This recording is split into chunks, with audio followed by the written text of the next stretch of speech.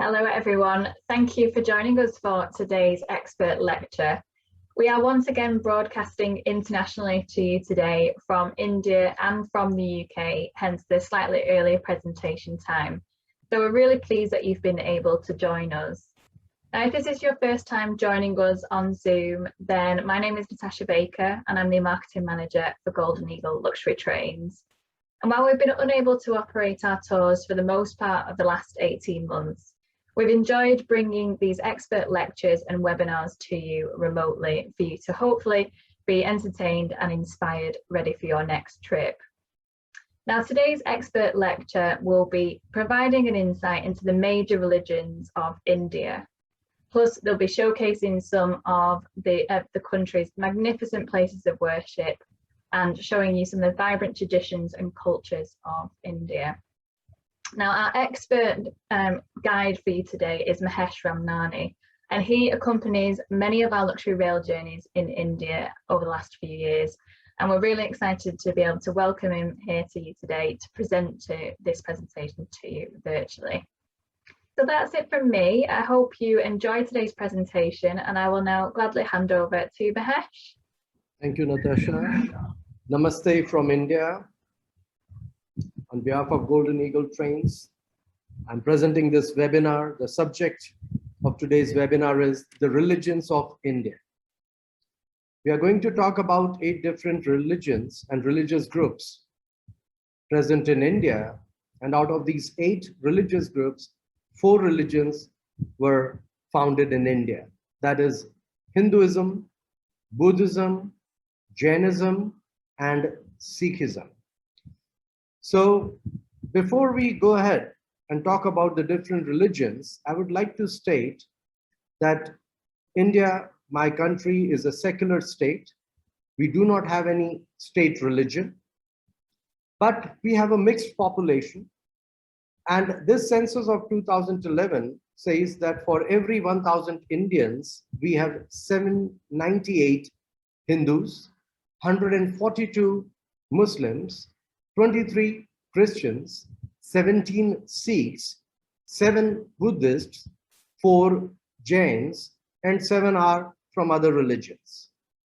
So different religious groups live in peace and harmony in my country, but our constitution gives us freedom to practice our faith without any problems.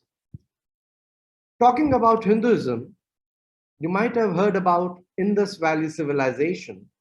In fact, the name India was given to this country by the Greeks when Alexander the Great came up to the banks of river Indus in the 3rd century before Christ. He called this country India. And when Muslims arrived in my country, they called this country Hindustan, the land of the Hindus. The ancient name of my country is Bharat. So according to historians, people who lived on the banks of river Indus were called Indus, but later on the term got distorted and Indus were called Hindus. What they practiced came to be known as Hinduism. There is no founder to Hinduism. In fact, they worship the elements of nature, the sun, the moon, the water, the air, the earth, the trees, and later on they personified them as gods and goddesses. So today we say that we have 330 million, I repeat, 330 million gods and goddesses. But please don't ask me the names of all these gods and goddesses. I myself do not know them. But some important gods I will introduce you to this on this webinar. So to start with, we have a trinity in Hinduism of Brahma, the creator, Vishnu, the preserver, and Shiva, the destroyer. In this slide, you can see Brahma on the extreme left, Vishnu with his 4 arms holding a conch shell, a disc, a mace, and a lotus flower, and Shiva holding a trident. When we talk about this trinity, Brahma is the creator, Vishnu is the preserver, and Shiva is the destroyer. But it doesn't mean that he's an evil god, but we believe that anything that has been created has to be destroyed one day. So this is the main trinity. However, Vishnu, the second god in this trinity, is believed to have 10 incarnations. So on our tour, we do visit certain important places of worship. So on your right-hand side top corner, we have two train icons, one in orange in color, which reflects Darjeeling Mail, and green in color represents that site we visit on our Madras Mail tour. So some of the slides will also show you the places of worship which we do not visit at all. They are not in our itinerary, but whenever you see these icons, you will come to know. To start with this slide, which says Elephanta Caves, these caves were built between 5th and the 8th century on an island very close to the city of Mumbai. You get to see the Trinity depicted in the stone sculpture. It's a form of Shiva with the three faces, again representing the creation, preservation, and destruction aspect of the Trinity. We also visit Mahabalipuram, which is a World Heritage Site, and another local name for it is Mamalapuram. We get to visit these ancient temples, which are no more in use, but fortunately for us, even today, it is possible to see these rock-cut temples and caves, which depict different stories from Hindu mythology. Some of the important animals in Hindu mythology are the holy cow, as we Hindus worship the cow as a mother, and elephant symbolism is also very popular in Hindu mythology. This is a temple which we visit, and rather we see it from outside in the city of Thiruvananthapuram on our tour of Madras Mail. This is dedicated to the second god in the Hindu Trinity, Lord Vishnu. On a close look, you will see the beautiful idols carved on stone outside this temple, and this is called PADMANABHASWAMY temple, and no non-Hindu is allowed inside this temple. But when we walk outside this temple, you get to see the amazing architecture. Somehow this temple got into international news and became very famous around the globe for a discovery of a $1 trillion hidden treasure chamber at India's Sri Padmanabhaswamy temple. This is in the southern state of Kerala, and we do visit the site on our tour. This is the picture of three very important goddesses in Hindu pantheon. The one on the left is goddess Saraswati, the goddess of learning, holding a musical instrument called the veena. In the center, we have the goddess of wealth, Lakshmi. She's sitting on a lotus flower. And on the extreme right, we have Parvati. She is the wife of Lord Shiva. And Parvati has number of incarnations like that of goddess Durga and goddess Kali. And in one of her forms, she's also addressed as Meenakshi.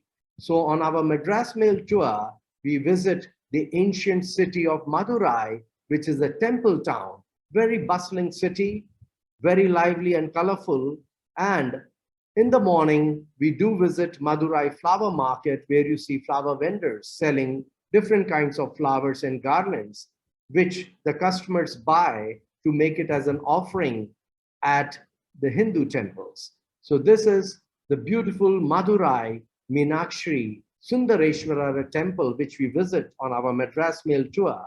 These pyramidical structures are called gopurams. And on a close look, you will notice they depict different idols from the Hindu pantheon and depict different mythological stories. It is called Madurai's Meenakshi Sundareswarara temple. Ganesha is the most important Hindu god. He's the god of good luck and prosperity. He's the remover of obstacles, and he has an elephant face. So when we depict these Hindu gods and goddesses, sometimes we depict them with more than one face, with more than two arms, that reflects their superhuman power. Every year, usually in the month of September, we celebrate the festival of Ganesh Chaturthi in the western state of Maharashtra, and this scene is from Mumbai's festival, where people have the clay idols of Lord Ganesha in different shapes and sizes and offer prayers to these clay idols for 10 days. And on the 10th day, they immerse these idols in the sea. So this is an annual ritual in the city of Mumbai. On our tour of Madras Mail, we do visit a Ganesh temple in the town of Puducherry, formerly called Pondicherry, which was a French colony. And this Ganesh temple is very interesting and very lively. Usually you find an elephant outside the temple, and it blesses the devotees by placing its trunk on the head of the devotee, like you see in this picture. When I say that we depict living natural elements and worship them as gods and goddesses, and we personify them as gods and goddesses, in this picture, the two rivers, the holy Ganges, which we call Ma Ganga, Ma means mother, and the river Yamuna, which flows behind the Taj Mahal, is called Ma Jamuna or Mother Jamuna or Yamuna. Ganges is depicted sitting on a crocodile on the left side in this picture, and the river Yamuna is depicted as a goddess sitting on a turtle.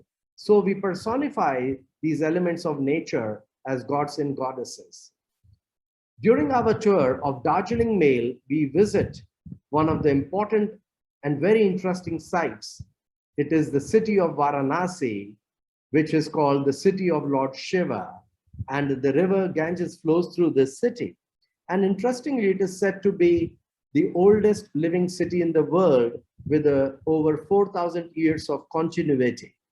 Our tour includes the early morning boat ride on this river, and there are 84 ghats or banks on which different kinds of temples are built, and holy people, or rather the devout, come for the sun salutation in the morning and take the holy dip in the river Ganges. This is at the time of the rising sun during the boat ride on the river. We offer lamps and pray to the Mother Ganges for the world peace. This is a picture of one of the holy men on the banks of the river Ganges, and you may see some holy men with ashes on their face and always in the meditative mode. After the boat ride, we take our guests to this hotel called Bridge Rama, which is located in a heritage building on the banks of the river, and on the rooftop, we enjoy our morning breakfast. And you can see a lot of activities taking place on the river banks. In Hinduism, we have two great epics, Ramayana and Mahabharata. You might have heard the names of two Hindu gods, Rama and Krishna, and especially Hare Rama, Hare Krishna, which was pretty popular in the Western world in the 70s and the 80s. In these two great epics, Ramayana is the story of Rama. Rama is one of the incarnations of Vishnu, and Krishna is also an incarnation of Vishnu, the second god in the Hindu Trinity. The picture on the left side depicts Rama with his wife Sita, his younger brother Lakshmana, and his devotee, the monkey god Hanuman, who represents power and strength. And on the right side, we have the picture of Krishna along with his disciple Arjuna. This is the epic Mahabharata. It's a story of a battle between two families. And the message in this great epic is called the message of Bhagavad Gita, which has 18 chapters. And the message in simple words says, work is worship, and do not worry about the results of your action, but do your duties well. So these are the two great epics. But we have other religious scriptures, like we have 4 Vedas and Upanishads as well. Most of the Hindus worship the idols and the icons. But as this religion has no founder, and it is not a rigid religion, so quite often it is called a way of life, a philosophy. Unlike Christianity, where you have a Sunday Mass, where you have to have a gathering at a church, or in Islam, where Friday afternoon prayer is very important and you have to have a congregation. In Hinduism, it is more of an individual approach towards your God. But at Hindu temples, we have prayer services usually twice a day, and even if there is just one priest offering that service, that is good enough. And talking about its flexibility, as I'm a Hindu, if I go to a temple every day, I'm a good Hindu. If I go once a week, I'm still a good Hindu. If I don't go at all, nobody will come and tell me I'm a bad Hindu, because it is your own personal approach towards God. So though most of us worship the idols and the icons, but at the same time, we have Hindus who say that God is omnipresent and omnipotent. You cannot describe him in any form. So they worship him in the natural element form. So in this picture, you can see the devotees offering the yagya or yajna, or the fire service as we call it, by offering different things into the holy fire and chanting the mantras from the holy scriptures, the Vedas. As it is an individual approach to your prayer service, so even if a person like this who is just reading from the scriptures is good enough, you don't have to have a big gathering. Talking about Islam, it is the largest minority in my country, and Islam came to India in the 12th century, and today's Muslim population of India is the world's second largest Islamic population after Indonesia.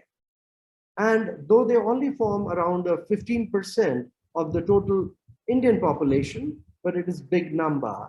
And in this picture, you see them offering a prayer on the festival of Eid at the mosque in Old Delhi called Juma Masjid, the Friday Mosque, or Jama Masjid. We also visit a site called Fatehpur Sikri in our tour of Darjeeling Mail. This is the deserted capital built by the great Mughal Emperor Akbar in the 16th century. He had no male child, so he heard about a saint living in a village near his capital Agra. The name of the village was Sikri, and the name of the saint was Sheikh Salim Chishti. So the royal couple, who was childless, went to the saint and sought blessings, and the saint blessed the couple. And the following year, they were blessed with a baby boy. They named the prince Salim after the name of the saint. And after his death, the king built this shrine. Even to this day, this shrine is visited by a lot of childless couples. So these Sufi saints were responsible for converting a lot of Hindus into Islam. And in fact, during their lifetime, they have followers from all walks of life. And when they were alive, they would bless people and they would make the people's wishes fulfilled. So when they died, where they were buried, the shrines were erected, and people have strong belief that even to this day, if you visit a shrine and pay respect to the saint and make a wish, the wish gets fulfilled, and people come again to show their gratitude by offering prayers at these shrines. So though we visit the palace section of Fatehpur Sikri, and this is not very far from the palace section, but the condition is that you have to take off your shoes, cover your head, and have long trousers, and cover your shoulders to enter this shrine. So this is very close to Fatehpur Sikri's palace section. And Sufi saints get a lot of credit for spreading Islam in India. This is the picture of a mosque at the Taj Mahal complex. All the mosques in India are facing west because that is the Mecca direction. And you see the three domes of the mosque. This is the picture on the right side is actually the picture of the arches all falling in one line, which is the Persian influence on this architecture. Though the buildings built by the Muslim kings in India have a strong Hindu influence as well. So that is why the name given to these buildings, to the architecture, is Indo-Islamic architecture. This is Char Minar, literally translated, Char means four, Minar is a minaret, an old monument built in the 16th century in the old town of Hyderabad.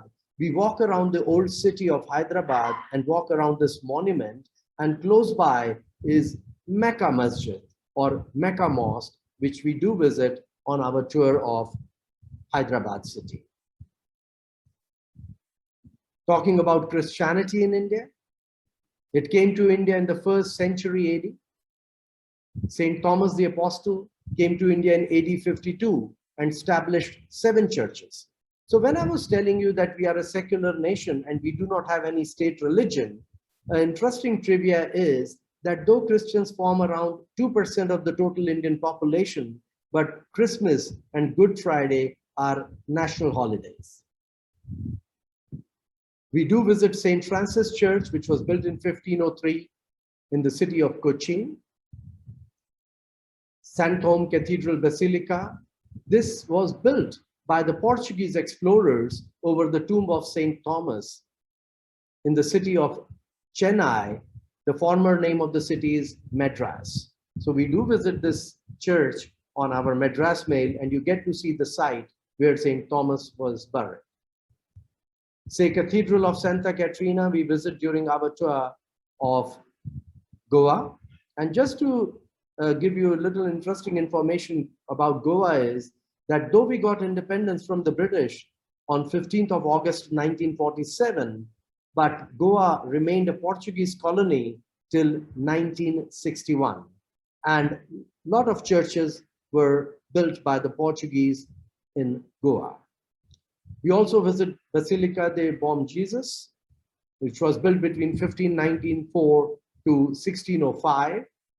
We have the mortal remains of, rather the body of Saint Xavier's there, and it is taken once a year in a procession through the streets of Goa, and it is highly respected church. St. John's Church we visit on our tour of Calcutta. Just to remind you that East India Trading Company was based in Calcutta, and before New Delhi was built, Calcutta was the capital of British India. Talking about Sikhism, I told you that we Hindus have, 3 religions were founded in India: Hinduism, Buddhism, Jainism, and Sikhism.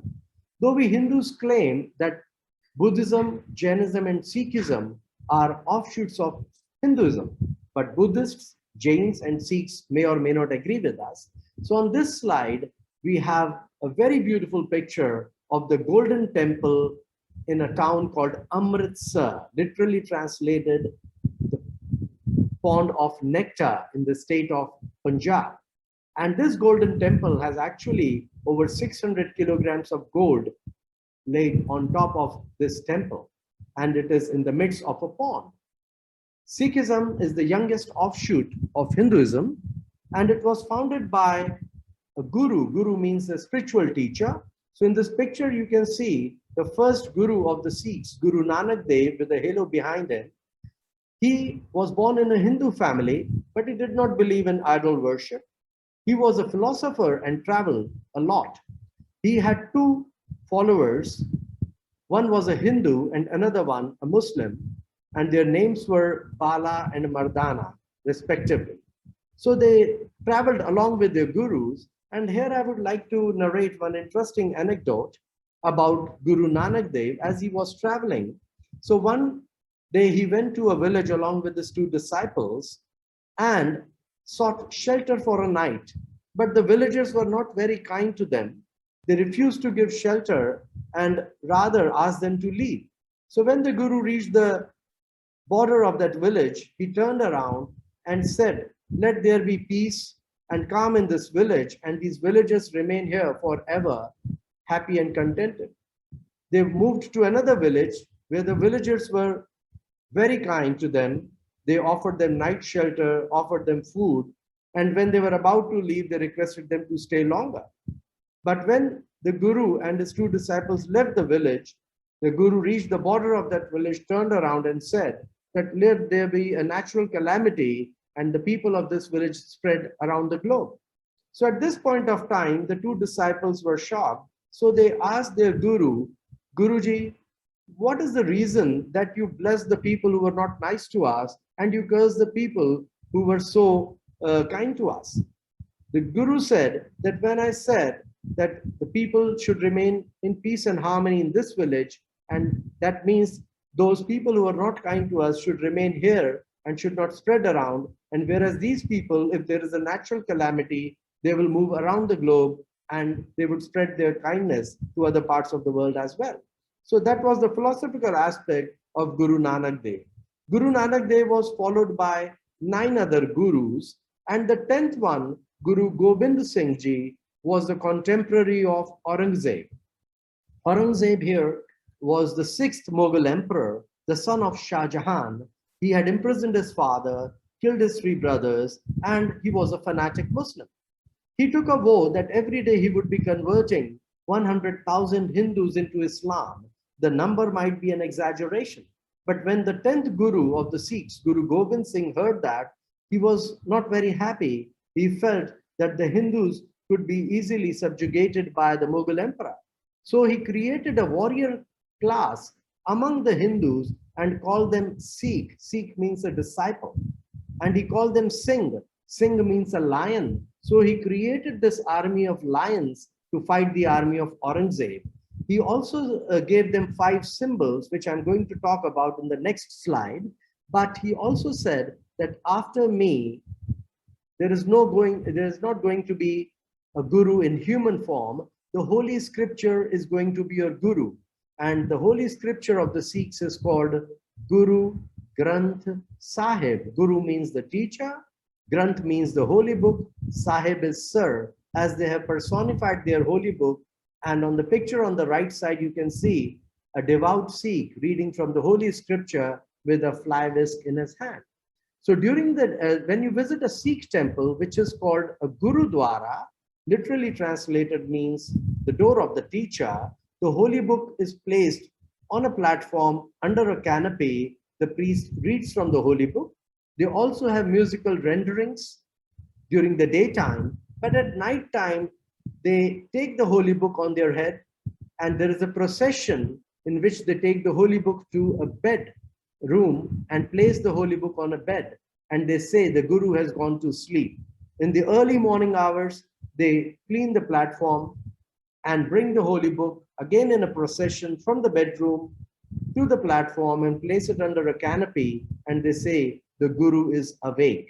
So the 10th guru also gave the 5 symbols, which we say the 5 Ks of Sikhism, as all these things in the local language start with alphabet K. Kesh, the one on the left side, means long hair. Sikhs are not supposed to cut their hair and are supposed to have long hair. Kirpan is the dagger, which they are supposed to have for self-defense. Then they have a comb, which is called kanga, and kacha, the long underwear, which is also called kachera. The bracelet is called kada. So these are the 5 symbols. So he created a warrior class among the Hindus, which is chivalry with morality. And it was more of a defensive force. And even today in Indian Armed Forces, we have a regiment called the Sikh Regiment. And they are highly respected for their bravery. Talking about Buddhism, the story of Buddha is that he was born into a royal family. When his mother, Mahamaya, was pregnant, she had a dream that a white elephant was entering her womb. The following morning, when she woke up, she shared this dream with her husband, and the husband, being a king, asked for an astrologer to interpret this dream. The astrologer said that the baby who will be born is going to be a great personality. So it is also believed by the Buddhists that when the baby boy was born, right after his birth, he took 7 steps, and where he put his foot on the ground, lotus blossomed. That is why the lotus symbol is considered very auspicious in Buddhism. So the astrologers were called to prepare a horoscope, and the astrologer predicted that this boy will be a great spiritual teacher in future. So upon hearing this, the father was very upset. He thought that who will take care of my kingdom if my son becomes a spiritual master? So he thought that he will provide so much luxury to his son all his life that he will never think of leaving his palace. So as the story goes, the young prince who was named Siddhartha, later on in his life, in his youth, he expressed a desire to his father that he would like to go out and see the world.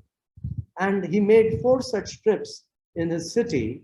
And every time he saw something which had a great impact on his life and in this future decision. So he went on a chariot with his chariot. So he first saw a man under a tree who was crying out of pain because he was sick. So he asked the charioteer, "What is wrong with this man and why is he crying?"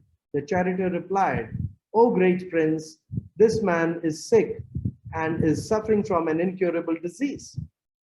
And he is crying out of pain." So the prince questioned the charioteer, "Do you think I will suffer like this one day?"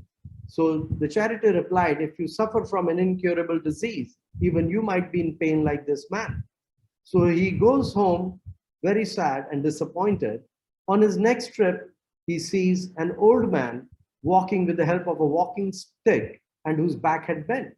So he asked his charioteer, "Who is this man and why is walking like this?" So the charioteer replied, "It is because of his frail body and his old age. He cannot walk straight."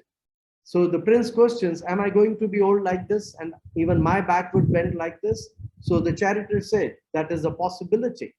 On his third trip, he sees a dead body being carried by 4 people.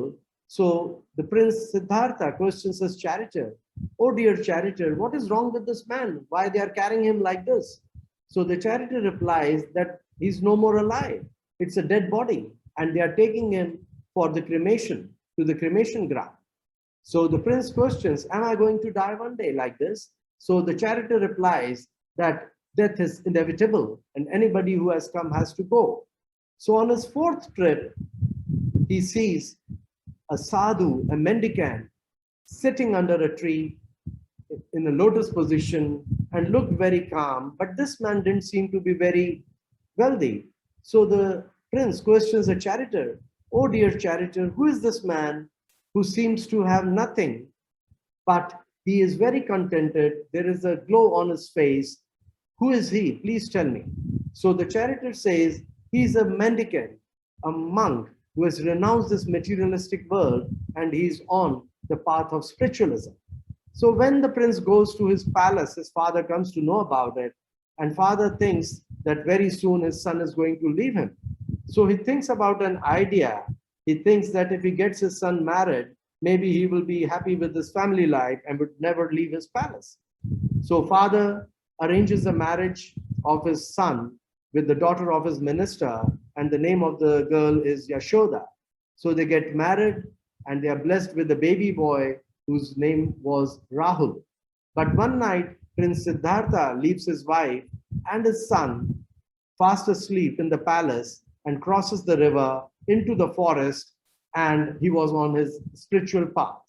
It is believed that in his initial years, Prince thought that if he fasts for days together, maybe he will progress fast on his spiritual journey.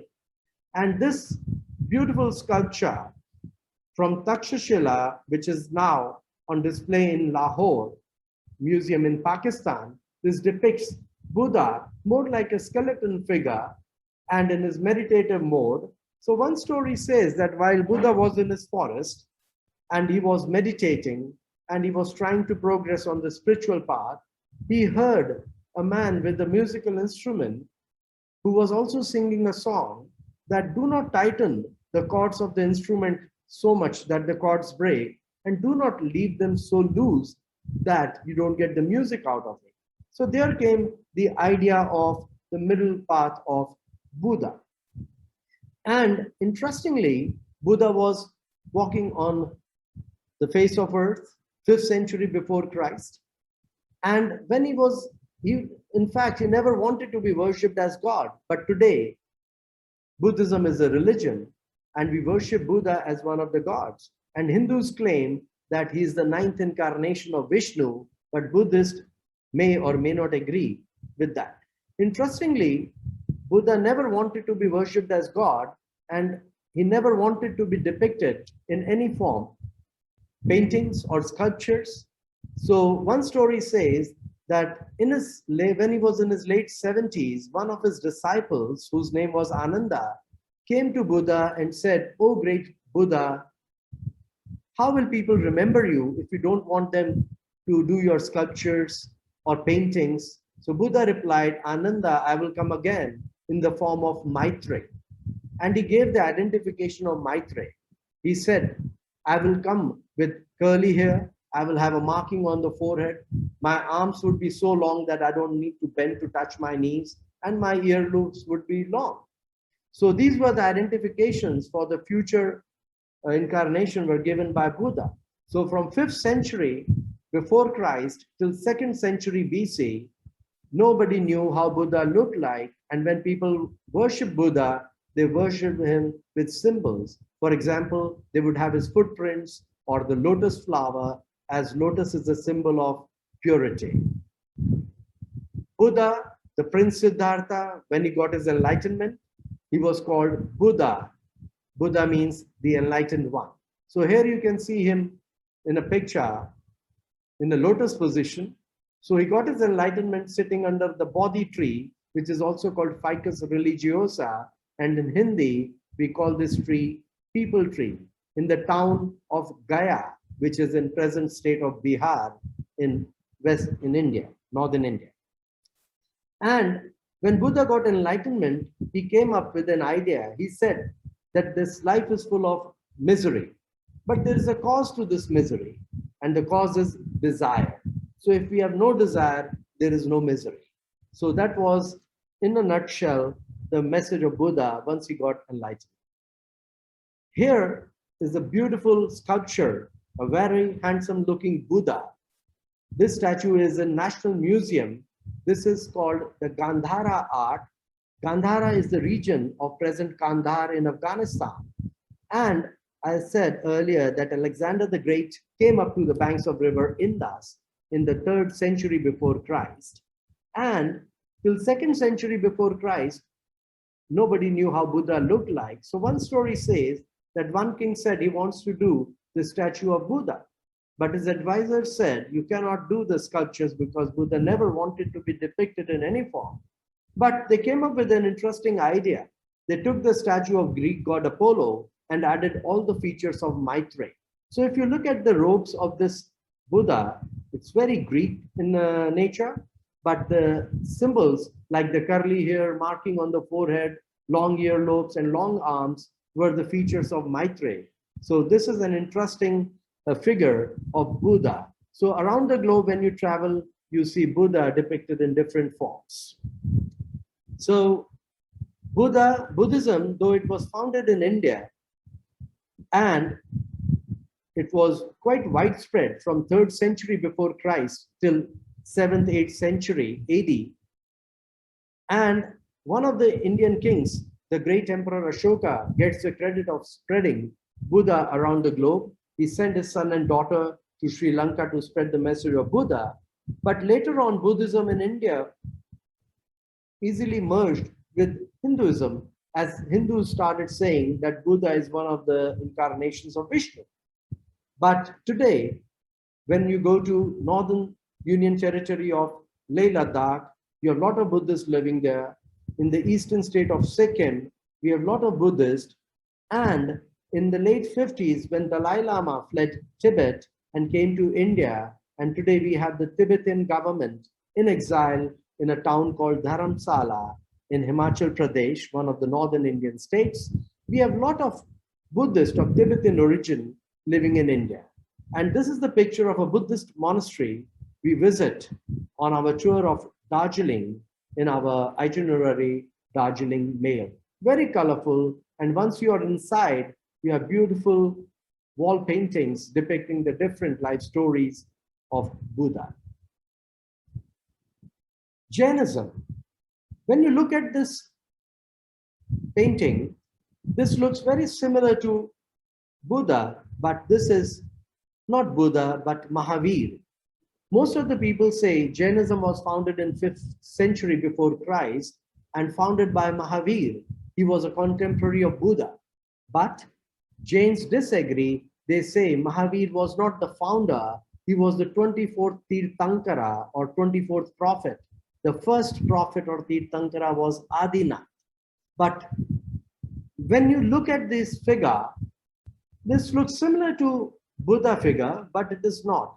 Buddha is always depicted wearing clothes and has a marking on the forehead, whereas the Jain Tirthankaras are depicted naked. And they don't have a marking on the forehead, but they have a marking in the middle of the chest, more like a lotus symbol. Jainism doesn't believe in God. They say that within yourself, if you overcome your faults, you can raise yourself to the level of being a god yourself. Jainism strictly believes in non-violence and vegetarianism, and they don't eat even garlic or onion because they believe by consuming garlic and onion, you tend to be aggressive. And apart from that, very strict Jains won't be eating anything which grows under the ground because they believe when you're uprooting those vegetables, you might be killing some ants and insects. So there is a respect for every living form. And because it's not very easy to practice, so this faith did not spread much outside the country. And you could say approximately 1% of the population in India practices Jainism. And so no Jain would be a farmer or a soldier, because if you're a farmer, you have to plow the field. You might be killing ants and insects in the process. And if you are a soldier, you have to kill your enemy. But in Jainism, you cannot be violent. So most of the Jains are very good businessmen, and many wealthy business families in India are followers of this faith. In this painting, you have the 24th Tirthankaras, the preachers of peace and non-violence. There are two main sects in Jainism, and they are called Shwetambar and Digambar. And on this slide, we have two pictures of two different kinds of monks. Shwet means white, Ambar means clothing, people whose clothing is white. So in this sect, the monks wear white clothes. They cover their mouth with a white piece of cloth. They carry a whisk. They walk bare feet. They don't take any mode of transportation. Wherever they go, they walk. And they finish their dinner before sunset. They don't have even a drop of water after the sunset. And on the right side, you see a picture of a Digambar monk. Dig means the sky. Ambar means the clothing, people whose clothing is the sky. So they remain naked all the year round. Doesn't matter if it is extreme cold or extreme hot. They walk on the streets naked. They usually take shelter at the Jain temples, and they believe more physical austerities you perform, the more spiritually elevated you would be. But not all Jain followers are supposed to wear white or walk naked. It is only for the monks. But what all Jain followers are expected to do is follow vegetarianism and stay non-violent.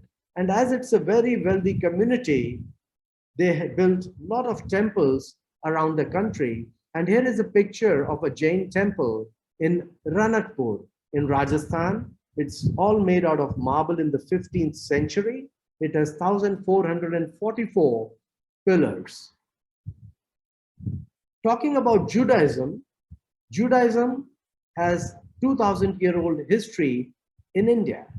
And originally, the Jews came to the southern state of Kerala, which was also the destination for the spice route, as it was called the land of black gold. Land of black gold means black pepper. So Kerala, even today, is known for spices.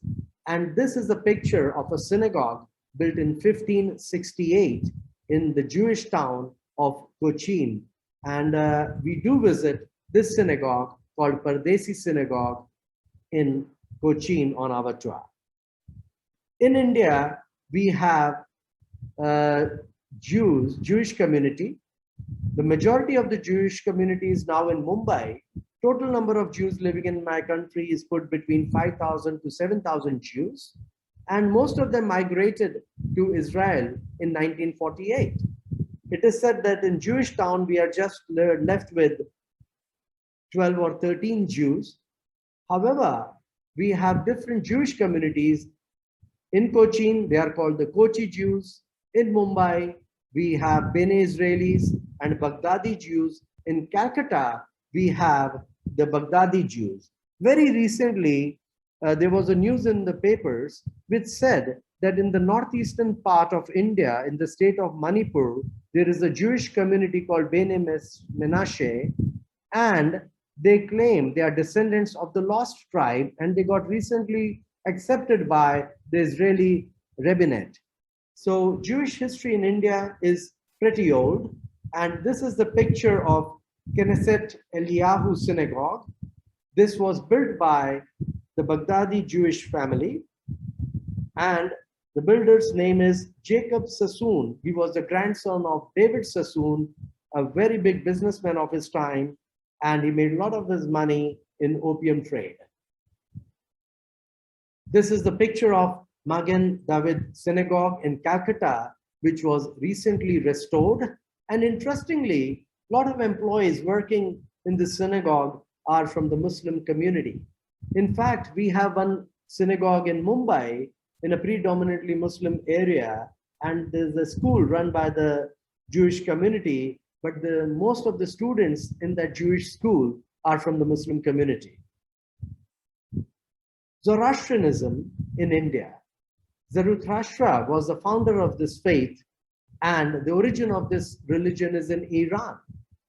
And the people from Iran were called Parsis in India. They arrived in 8th and 9th century on the west coast of India. When Arabs took over Iran and they were persecuting Zoroastrians, some of them fled to India and landed on the west coast. There's a very interesting story about them, that when they landed, they sought political asylum from the local king. The king didn't want to be rude to them, but didn't want to accept them permanently. So he sent them a jar full of milk, which was full up to the brim, giving a message that we are full like this jar, so we cannot accommodate you, but you are welcome here as a guest for some time. The leader of this group was very intelligent. He added a spoonful of sugar and returned the jar to the king, giving a message that we will dissolve like sugar dissolves in milk, and will dissolve in your culture and will not disturb it. So the king was very impressed with their intelligence and accepted them, but asked them to promise two things: that they will never try to convert the locals into their faith, and they would learn the local language, and they have kept that promise till date. Interestingly, though this community is very small, and majority of the Parsis, as we call them, live in the Mumbai city, but many big houses like the Godrej, the Tatas, in fact, Tatas, you name anything in this country, the Tatas is into it. They are into Tata Salt. In fact, Air India, the national carrier, was Tata Airways before independence. And the hotel chain, which we use in our tour of Darjeeling Mail and Madras Mail, the Taj group of hotels, is owned by the Tata group. So Tatas are also Parsis or Zoroastrians. In fact, the symbol which we see now on the screen is called Parvahar, and I will read it out to you. The face which says aged male figure represents age and wisdom. Then the central ring represents eternity of the universe and soul. The loop facing the back is the negative force, the three opposing principles of Zoroaster: bad thoughts, bad words, and bad deeds. Then loop facing the face, positive force. The three principles of Zoroaster are good thoughts, good words, good deeds. And ring in the hand is symbolic of covenant and promises, especially in marriage. And the hand pointing upwards is symbolic of choosing the right path. In fact, in this faith, they have the temples, which are also called the fire temples, but no non-Parsi is allowed to enter these temples. But what these people believe is that we should be serving the society while we are alive, and we should also be of some use in death as well. So they have a very unique way of disposing of the dead bodies. They don't cremate, they don't bury, but their sites where they dispose of the dead is called the Tower of Silence. And on top of the well, they keep the dead body for the birds of prey to feed on it.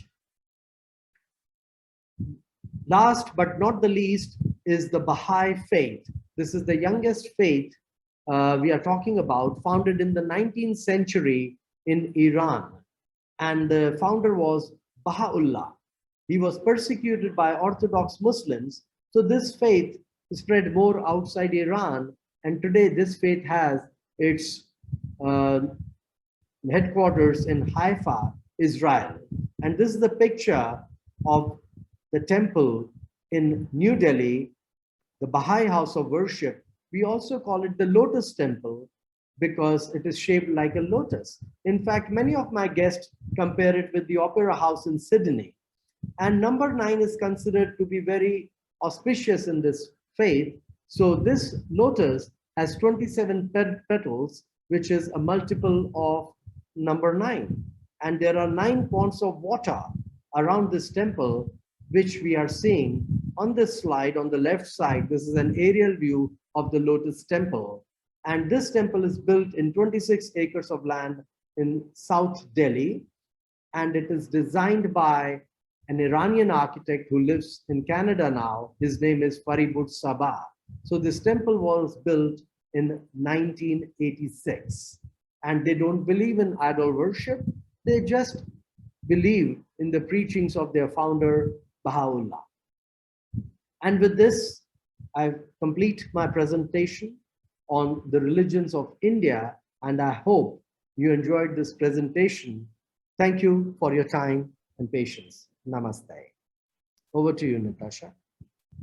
Thank you, Mahesh. That was another wonderful presentation that you've delivered for us there. It's fascinating to hear how all of those religions obviously live and coexisted together harmoniously, and all of the various practices that each of the religions have as well. So thank you for sharing all of that with us. And obviously we would much prefer to be with you in person today, and we hope it isn't too long before our luxury rail journeys resume in India. As Mahesh has mentioned throughout the presentation, we have 2 journeys that we operate within India at the moment, and that's the Darjeeling Mail tour and the Madras Mail tour that we are looking to operate again from 2022. And both of those brochures are available to download on our website. And of course, Mahesh has delivered some journey showcases for us in the past that just give you a bit more detail and information about those journeys and about the itineraries and obviously what we see within those tours. So if you do want to watch those back, they are available on our YouTube channel to watch back at your leisure. But thank you, Mahesh, for your time. Obviously, I know you're presenting from your home today, so thank you for staying up late to do this for us.